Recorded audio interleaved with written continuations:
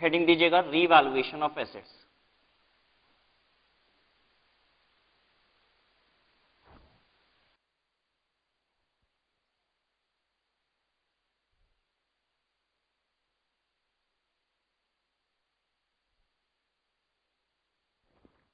Earlier, now, पहले क्या होता था, अब क्या होगा।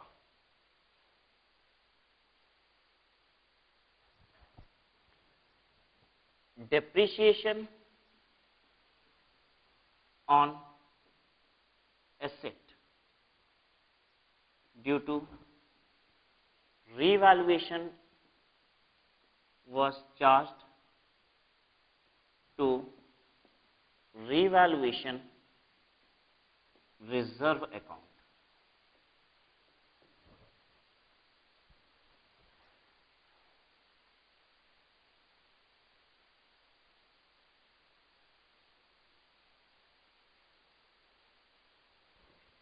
अब depreciation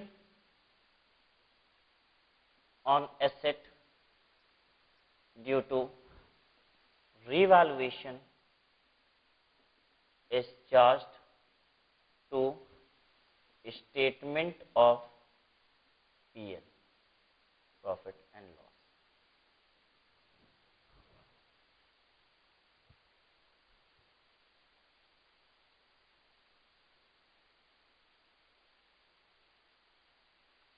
अगर हम किसी एसेट की वैल्यू बढ़ा देते थे रिवैल्यूएशन करके, ठीक है, तो उसकी वजह से डेप्रिसिएशन भी उस पर बढ़ जाता था। जितना डेप्रिसिएशन रिवैल्यूएशन की वजह से बढ़ता था, वो डेप्रिसिएशन चार्ज भी कहां होता था, रिवैल्यूएशन रिजर्व में। लेकिन अब पूरा का पूरा डेप्रिसिएशन कहां चार्ज किया जाएगा, पीएल में, statement of profit and loss में। एग्जांपल से समझिए इस बात को। कॉस्ट ऑफ एसेट थी 10 लाख रुपए, लाइफ थी इसकी 10 ईयर्स, ठीक है। WDV nil, after 1 year asset was revalued upward by rupee 3 lakh.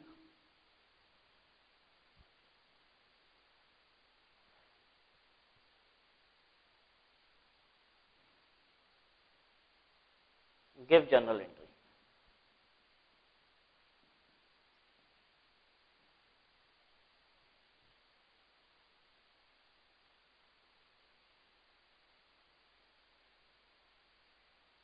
देखिए क्या होगा अब यहां पे, एसेट खरीदेंगे हम, क्या एंट्री होगी, एसेट डेबिट टू बैंक,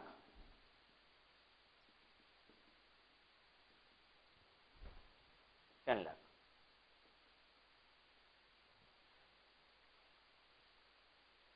एक साल के बाद रिवैल्यूएशन हुआ है, पहले साल का डेप्रिसिएशन लगा दीजिए। 10 लाख की एसेट है, 10 साल लाइफ है, WDV नील लिए हुए हैं, ठीक है। जल्दी से बताइए फिर क्या होगा ऐसे केस में, SLM डेप्रिसिएशन लगाइए। 10 साल में 1 लाख रुपया रेगुलरली डेप्रिशिएट करेगा हमेशा, तो पहले साल का डेप्रिसिएशन हो जाएगा 1 लाख रुपया, depreciation debit to asset 1 lakh, और स्टेटमेंट ऑफ पीएल में कितना चार्ज हो जाएगा, 1 लाख रुपया। तीसरा SPL डेबिट टू डेप्रिसिएशन,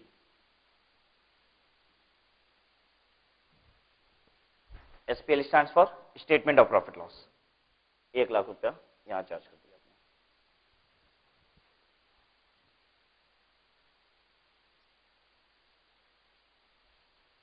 अब नेक्स्ट ईयर की एंट्री कर रहे हैं, सेकेंड ईयर। रिवैल्यूएशन की एंट्री कराइए सबसे पहले। Asset account debit to revaluation reserve account, asset account debit to revaluation reserve account, कितने से, 3 लाख रुपया।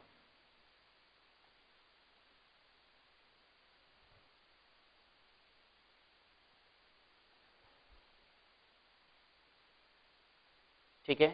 एसेट की बुक कितनी हो गई इस समय? एसेट की बुक वैल्यू कितनी हो गई इस समय? 10 लाख रुपए था, 1 लाख डेप्रिशिएट कर चुके थे, 9 लाख, और 3 लाख रुपए से बढ़ा दिए 12 लाख। रिमेनिंग यूजफुल लाइफ कितनी है? 9 साल। 9 साल पे 12 लाख रुपए डेप्रिशिएट करेंगे, डेप्रिशिएशन पर एनम कितना आएगा? लिख लीजिए book value of asset is equal to 10 - 1 + 3 is equal to 12 lakh. ठीक है। Depreciation per annum is equal to 12 lakh divided by क्या साल? 9 ईयर्स। कितना हो गया? 1,33,333।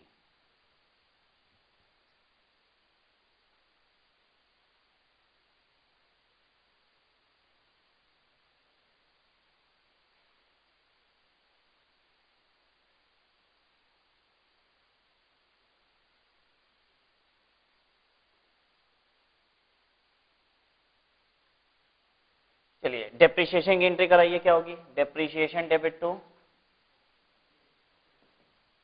एसेट कितना? 1,33,333।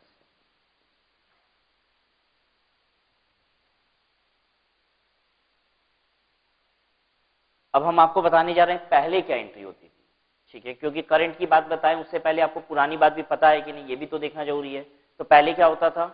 पहले अब आप इस डेप्रिसिएशन में से पीएल में कितना चार्ज करते थे? जितना आपकी ओरिजिनल कॉस्ट की वजह से डेप्रिसिएशन होता था। ठीक है, अगर रिवैल्यूएशन ना किए होते तो डेप्रिसिएशन कितना होता है इस साल का भी?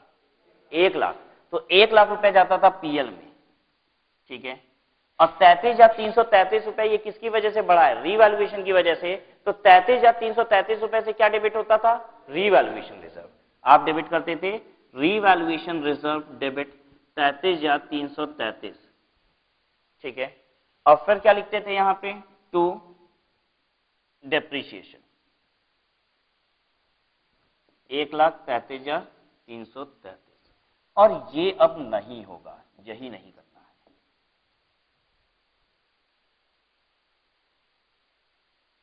ठीक है, अब क्या करना है आपको?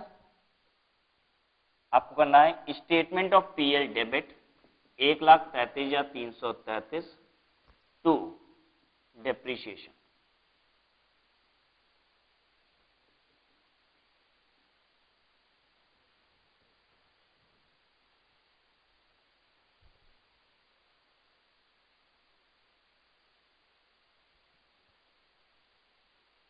आई होप कोई परेशानी नहीं है, बल्कि ये तो और आसानी हो गया। पहले तो ये सोचना पड़ता था कितना रिवैल्यूएशन रिजर्व में डेबिट करें, कितना पीएल में करें। अब तो झंझट ही खत्म है, सबका सब कहां डेबिट करना है? पीएल में आपको।